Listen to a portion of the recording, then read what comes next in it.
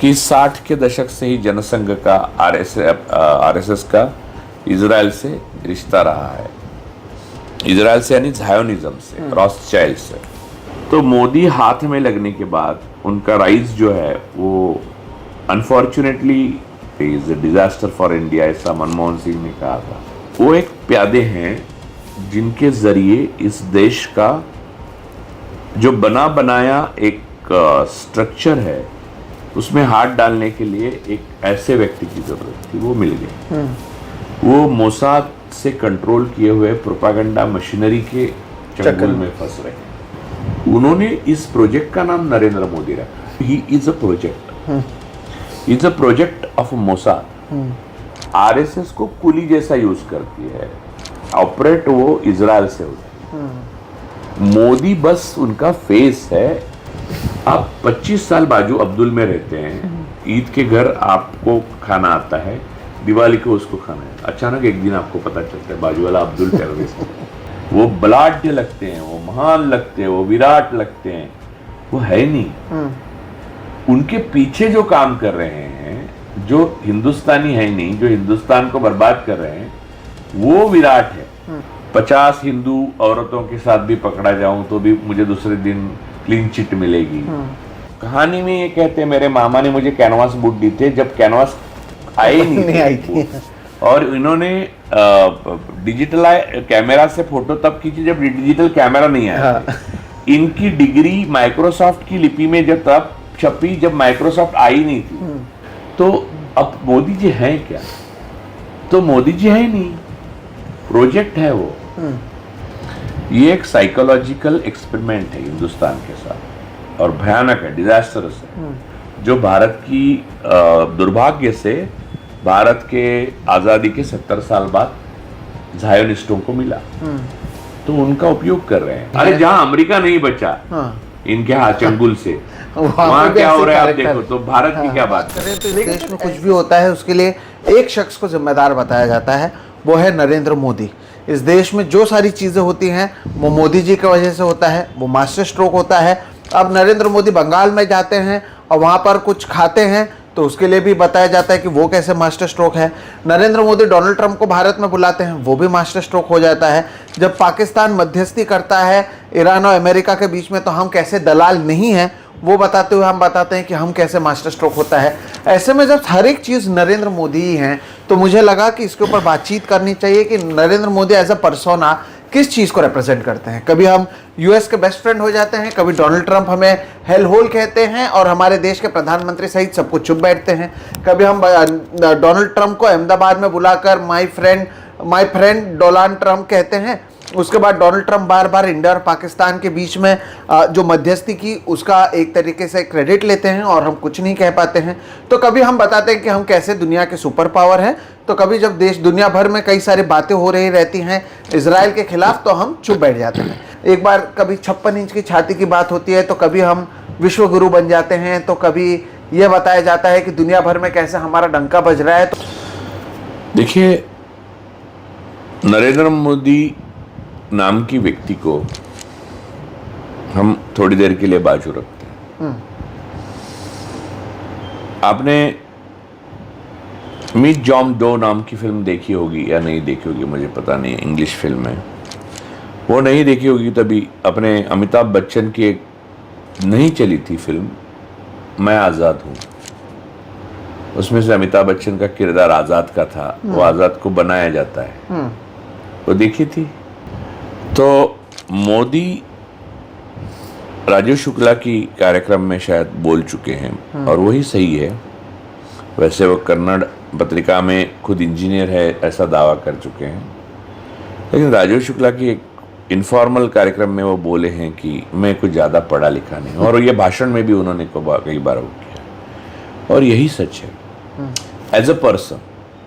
और कोई पढ़ा लिखा नहीं होना कोई गुनाह नहीं है, और वो कोई प्रधानमंत्री बनने या ना बनने की काबिलियत या नाकाबिलियत भी नहीं मानता मैं। मोदी एक प्यादे हैं जो बहुत आसान है कई चीज़ों के लिए, कई लोगों के लिए, कई संस्थाओं के लिए, जिसकी वजह से भारत में जो दखल अंदाजी कई दशकों तक कई शक्तियां नहीं कर सकती थी, वो कर सकती।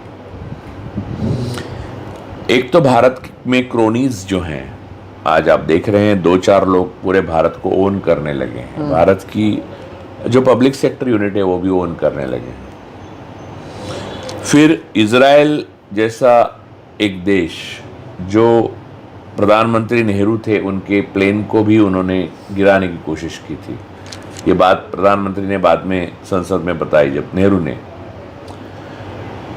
इजराइल एज अ कंट्री हमारा बाद में ठीक रिश्ता रहा है, लेकिन ज़ायोनिज्म से हमारा विरोध कायम रहा भारत का, और फिलिस्तीन हमारा भाई रहा।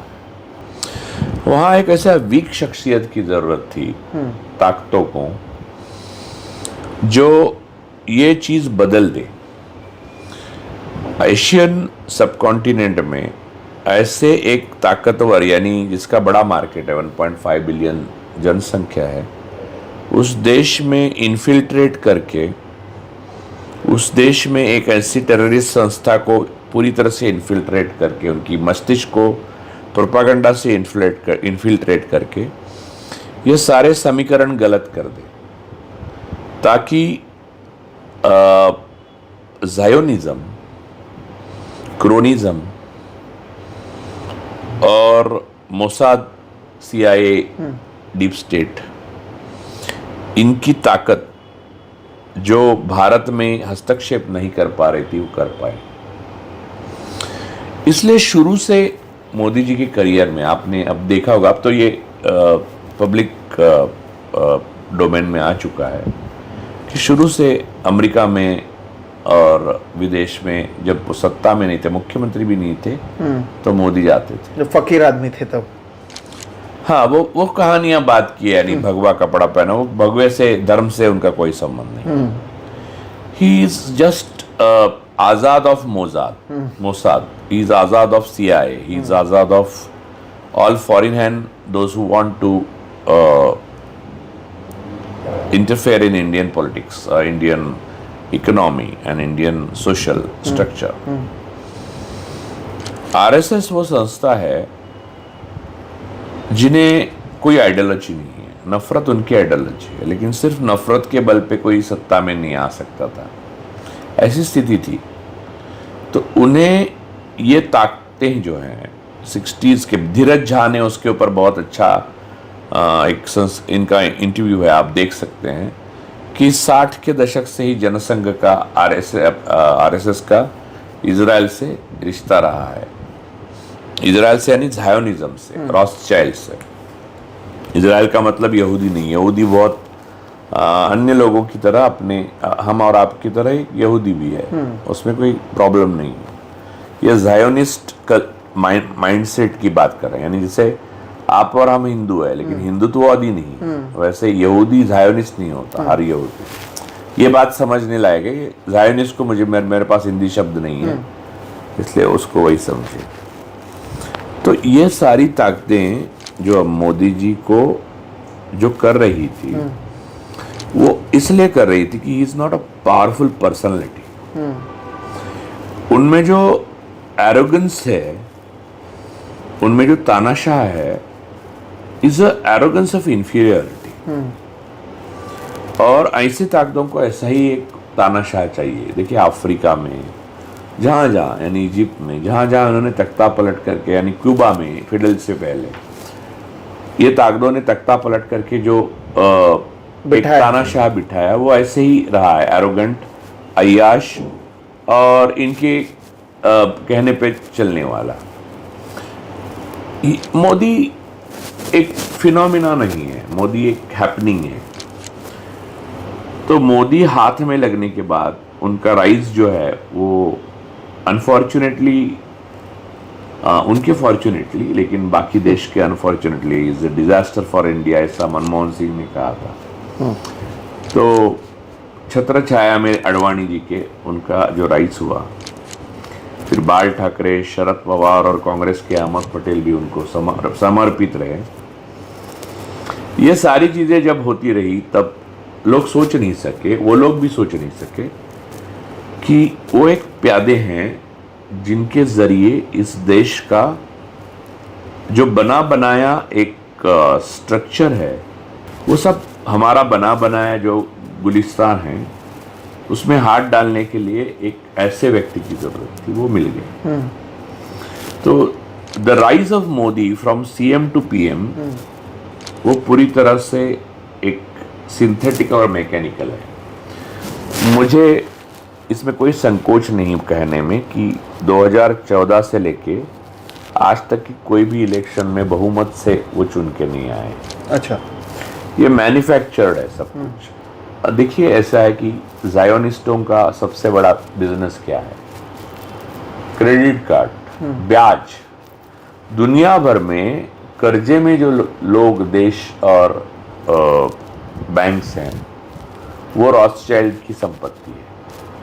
तो आपको क्रेडिट कार्ड की फैसिलिटी, ये सारी चीज़ें जो है उसमें उलझा के रखने के लिए आपकी जो कैश की लिक्विड की पावर है वो कम करनी चाहिए। हर डिसीजन उनका जो है, जैसे चीन का नाम ना लेना, चीन के आक्रमण को स्वीकार ना करना, अरुणाचल के गांव बदले हैं उसको स्वीकार ना करना,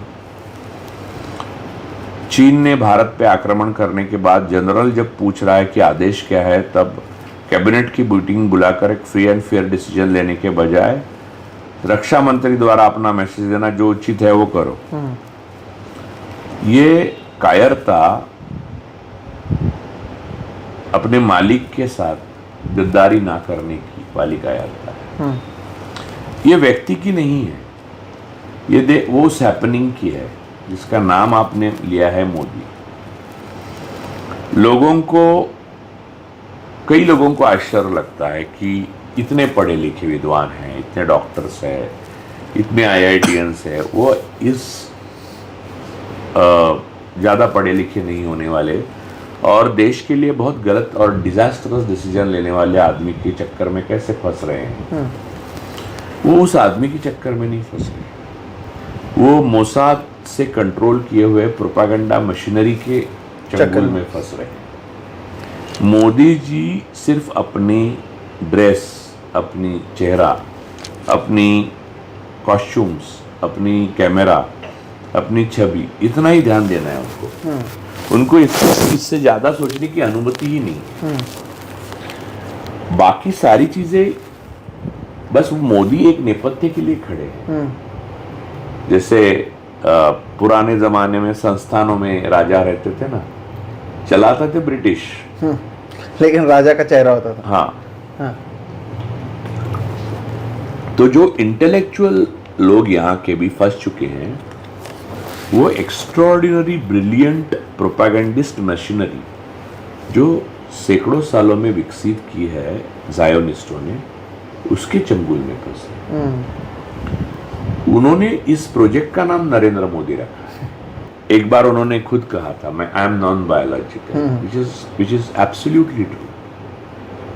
Which is absolutely true. He is a project. He is a project of Mossad. एक व्यक्ति पकड़कर अगर नरेंद्र मोदी को आप सोचने लगोगे, उनका नफरत करने लगोगे, उनका द्वेष करने लगोगे, उनको गाली देने लगोगे, तो अभी आप कभी जीत नहीं सकते। It's like a machine. तो मोदी व्यक्ति नहीं है, मोदी व्यक्ति को आप छोड़ ही दीजिए। ये जो मशीन है वो डीप स्टेट ने खड़ी की हुई है। ये मशीनरी काम कर रही है जो आरएसएस को कुली जैसा यूज करती है। ऑपरेट वो इजराइल से होती है। मोदी बस उनका फेस है जो बायोलॉजिकल फेस है। इसलिए मोदी जी ने अपनी पर्सन को, एज अ पर्सन मोदी को अलग करने की कोशिश की, सोच के कि आई एम नॉन बायोलॉजिकल, यानी मैं नहीं हूं। तो आप समझिए, आपसे हर काम करवाया जा रहा है। बाजू वाला अब्दुल है ना, टेररिस्ट है। आप 25 साल बाजू अब्दुल में रहते हैं, ईद के घर आपको खाना आता है, दिवाली को उसको खाना है, अचानक एक दिन आपको पता चलता है बाजू वाला अब्दुल टेररिस्ट है। ये मोदी ने नहीं किया है। हाँ, करने के लिए मोदी ने किया है, फिर आदित्यनाथ बोलते हैं, फिर हेमंत बिस्वा ने जो वैसे बोला आपने वो बोलते हैं, ये बोलते वो, they are all part of that whole structural machinery. और जायोनिज्म का एक विशेषता है, और वो तो धर्म की भी उनके विशेषता है, उसमें ये है कि आप मजे करो, आप अय्याशी करो, आप धन दौलत किसी भी रास्ते से कमाओ, आप बच्चों को मारो, बूढ़ों को मारो, किसको भी मारो, नैतिकता कोई चीज़ है ही नहीं, अनैतिकता चल जाएगी। आप इमोरल हो तो भी चलेगा, जब तक आप जीत रहे हो इमोरल ही होना चाहिए। ये सारी सीख जो है वो उधर से आ गई है, ये मोदी नहीं कर सकते। आप समझिए, मोदी हम और आपसे ज़्यादा नहीं पढ़े लिखे हैं, और हम और आप जितने ही प्रिविलेज घर से आए हुए हैं, शायद कम ही प्रिविलेज होंगे, उनको स्ट्रक्चर्ड किया गया है उस मशीनरी को रिप्रेजेंट करने के लिए। वो बलाढ्य लगते हैं, वो महान लगते हैं, वो विराट लगते हैं, वो है नहीं। उनके पीछे जो काम कर रहे हैं, जो हिंदुस्तानी है नहीं, जो हिंदुस्तान को बर्बाद कर रहे हैं, वो विराट है, वो बलाढ्य है, उनके पास असीमित संपत्ति है। अब उससे और क्या हो रहा है कि मोदी जी के साथ जो जाते हैं उनको अय्याशी के सारे साधन उपलब्ध होते हैं। तो स्वाभाविक रूप से एक ही लाइफ है यार, किधर पछड़े में पड़े, कहाँ एडी के लाएंगे, कहाँ मारे जाएंगे, वही गोली मार के चला जाएगा, इससे मजे कर लेते हैं। अगर हम लोग बीजेपी में गए तो ना ईडी है, ना आईटी है, ना कोई मैं 50 हिंदू औरतों के साथ भी पकड़ा जाऊं तो भी मुझे दूसरे दिन क्लीन चिट मिलेगी, वरना मैं कुछ किया ही नहीं, टीसीएस में काम कर रहा हूं, मैं घर पे हूं और मुसलमान हूं तो भी मैं पकड़ा जाऊंगा। ये सारे जायोनिस्ट स्ट्रक्चर का हिस्सा है, वही हम इजराइल के साथ काम कर रहे हैं। ये ईस्ट इंडिया कंपनी आप समझिए केजी में थी, ये जो हो रहा है पीएचडी लेवल का लूट हो रही है भारत की। और आप जो देख रहे हैं, आपको लग रहा है सब मोदी कर रहे हैं। इतने इंटेलेक्चुअल जीनियस अगर मोदी होते तो आइंस्टाइन के बाद मोदी ही थे। लेकिन अब यहाँ पर सवाल है, और ये बहुत लोगों का मन में भी रहता है कि जिस तरह से आपने अभी बहुत अच्छी तरीके से एक्सपोज किया, कभी वो कहते हैं कि उन्होंने 30 साल भिक्षा मांग के खाया, कभी 35 साल भिक्षा मांग के खाया। आती है, देखिए प्रोपागेंडा का एक हिस्सा कंफ्यूज करना है। कभी मैं कहूंगा 30 साल भिक्षा मांगी, उस वक्त लोग इंप्रेस होंगे, यार इस आदमी ने कितना मेहनत किया है, 30 साल भिक्षा मांगी है। अगले दिन वो आपके ये सोच में नहीं आएगा कि ब्रांडेड जो लाखों करोड़ों का ड्रेस है वो दिन में 5 बार बदलते हैं। और बचपन में वो जब हम लोग, मैं चप्पल 11वीं कक्षा में पहनने लगा, ये एनसीसी के ड्रेस में शूज पहने हुए लेदर के, ब्लैक कलर के। और कहानी में ये कहते हैं मेरे मामा ने मुझे कैनवास बूट दी थे जब कैनवास आए नहीं आई थी। और इन्होंने डिजिटल कैमरा से फोटो तब खींची जब डिजिटल कैमरा नहीं आया। इनकी डिग्री माइक्रोसॉफ्ट की लिपि में जब तब छपी जब माइक्रोसॉफ्ट आई नहीं थी। तो ये एक प्रोजेक्ट का हिस्सा है। So you are so confused कि आप झगड़ने लगते हो।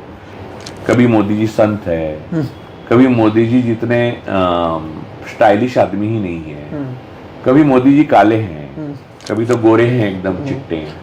तो अब मोदी जी हैं क्या? तो मोदी जी है ही नहीं, प्रोजेक्ट है वो।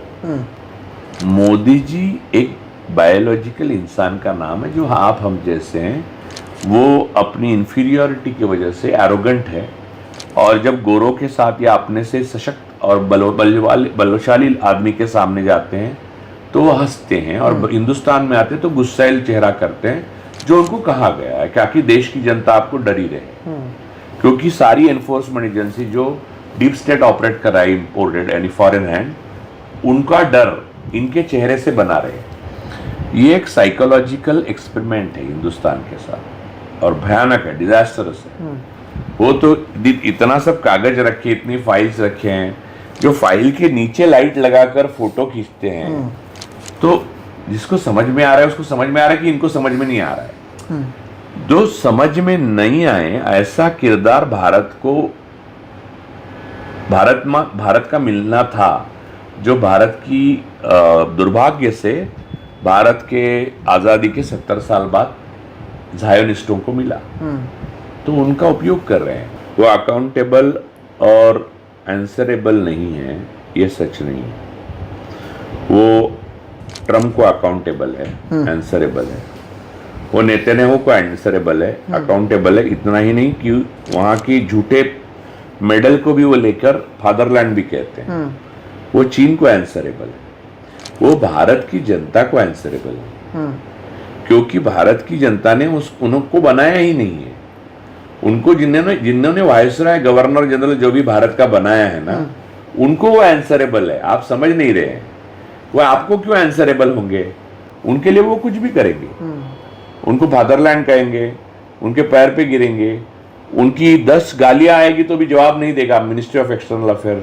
जो अपने जनरल को कहेंगे जो उचित है वो करो, छोड़ देंगे हवा में। ये सारी चीजें इसलिए क्योंकि आंसरेबल है वो, अकाउंटेबल है वो प्रोजेक्ट को, जो ज़ायोनिस्टों का प्रोजेक्ट है। ये डिसमेंटल करने के लिए आपको प्रोजेक्ट पे ध्यान देना पड़ेगा, ना कि मोदी पे। मोदी एक व्यक्ति है, मोदी अमर नहीं है। उनकी जगह दूसरा किरदार भी आ सकता है। आया नहीं इसका मतलब आएगा नहीं है, ऐसा नहीं। मोदी आए नहीं थे तब आपको लगा नहीं था कि हिंदुस्तान की या लोकतंत्र को कोई आंच आएगी। देश बर्बाद करने से पहले हमेशा ये करते हैं। नॉर्थ अफ्रीका को उन्होंने ऐसे ही बर्बाद किया, पूरे मध्य पूर्व को ऐसे बर्बाद किया। अब भारत की बारी है। लेकिन फिर इतने ताकतवर जो लोग अरे जहां अमेरिका नहीं बचा इनके हाथ चंगुल से, वहां क्या हो रहा है आप देखो। तो भारत की क्या बात कर रहे हो?